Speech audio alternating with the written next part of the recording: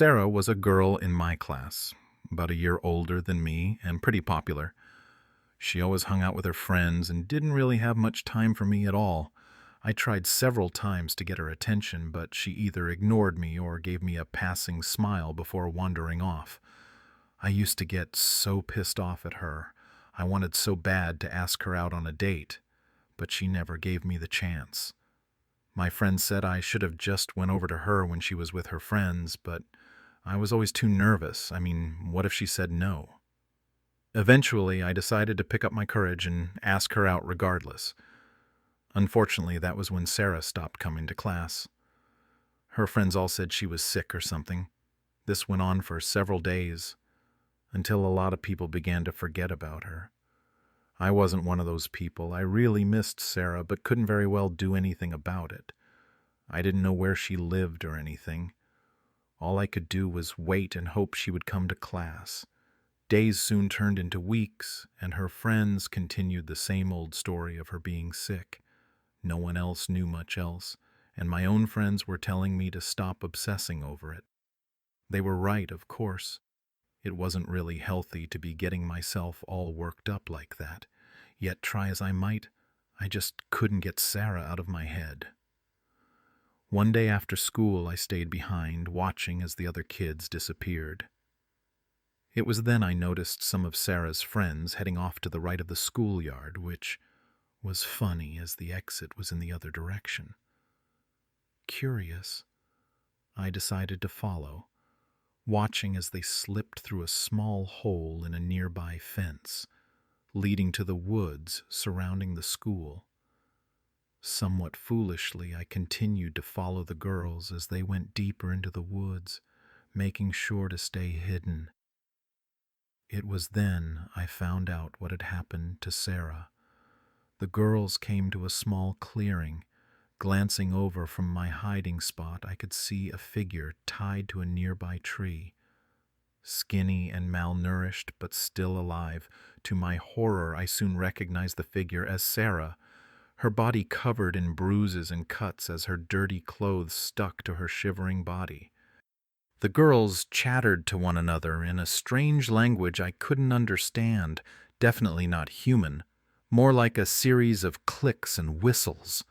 One of the girls digging into her bag and taking out a rather rotten-looking sandwich which she passed to one of the other girls. The girl proceeded to make more clicking sounds as she went over to Sara, rotten sandwich in one hand, stretching her arm out before forcing the sandwich into Sara's mouth as she clearly struggled. I could feel my heart racing as I fought the instinct to run, feeling a cold sweat running down my body as I began to panic. I knew I had to get help, but who was going to believe me? It was then I noticed the third girl suddenly jerk, as if becoming aware of something. Before I could fully react, the girl was right in front of me. A series of clicking and hissing sounds came from her lips before a sharp pain hit me and everything turned to black. I awoke a few hours later in a hospital ward with minor head injuries. The doctors claimed I had taken a fall and cracked my skull, but that I was going to be okay. My thoughts raced back to Sara and the woods. I considered telling the doctors or my family, but thought better. They wouldn't believe me, even if I tried. I went back to class a couple of weeks later, and to my surprise, Sara was back, still hanging out with her friends. She even gave me a smile when she noticed me. "Hey, Steve," Sara said, the first word she'd ever spoken to me. I stammered a little and said a weak hello back as she and her friends came over. Not knowing what else to do, I asked Sara if she was all right. She nodded and gave another smile as she said, "I'm fine. I was sick. I feel much better now." After that, everything went back to normal. Except for me and Sara, that is. Every day, Sara would come and talk to me, asking me how I was feeling. At first, I was really happy to finally have the attention, but after a while I began to get worried. It just didn't seem natural. Sara even asked me if I'd like to walk her home after school one day. I agreed, despite some hesitation, and made for the exit, only to have Sara motion me to the right of the schoolyard, towards the fence. It was then my heart began to race again, and I called it off, claiming I wasn't feeling too great, and rushed off. Sara and I didn't really talk after that. She and her friends just watched me as I tried my best to move by. After school, I always made sure to wait on my friends and head for the exit. Sara and her friends always seemed to be at the schoolyard, near the fence, as if waiting for me to approach. One day after getting home from a particularly stressful day at school, I found a little note in my bag, which I must have left unattended during lunch or something. Unfolding the note, I read it, recognizing Sara's handwriting. "Dear Steve, I guess you don't want to talk with me right now, but I wanted to tell you it's okay. You're sick, Steve, like I was. My friends will fix you. That's what they do. They fix people who are sick. They've done it for centuries. First, they have to break you, though. Don't be scared, Steve. We can wait until you're ready.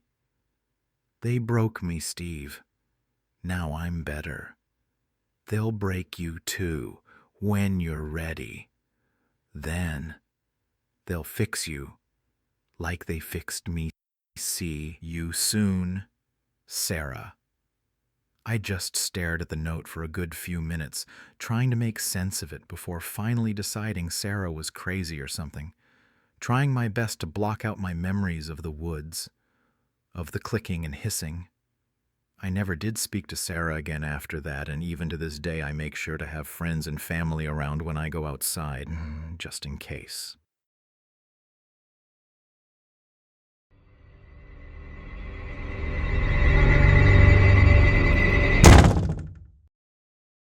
The walls.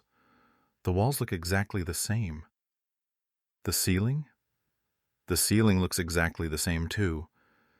Even if I try to use my imagination, everything looks exactly the same. Is this a reality for me? Or is this some sick fantasy that my mind is using to toy with me? These questions ponder through my mind, on a never-ending freight train of the cells processing thoughts in my head. The questions that I ask myself on a regular basis seems to be like rocket science. It's just that they're too difficult for my brain to process. Why do I ask myself these questions? Why did I just ask myself that question? Or that one? This is just a continuous mind trick that my thought processes. It seems as though that my actions are the same. I just tend to my daily activities, which seem to run redundant every day. I wake up, groom myself, and ask myself these questions. I use the restroom and go to sleep. I occasionally just lie on the mattress and stare at my ceiling, trying to ponder these questions. My mind gives me nothing, absolutely nothing. Are we meant to do the same exact thing? Or are we supposed to do something out of the ordinary? Or are we supposed to do something that mixes a little bit of both? Or are we supposed to do exactly nothing at all? Maybe it's one of those answers. Then again, it's one of those daily life questions I ask myself. Here I am, lying on my mattress, staring at the roof of the ceiling, staring at the bland color of white. I despise the color white, but I can't change the color. Why is that? Well, finally, I have an answer to one of my questions. I can't. With all the will of my well-being, I simply can't. Why are the four corners of the room just white? Insanity can easily keep a person's mind racing.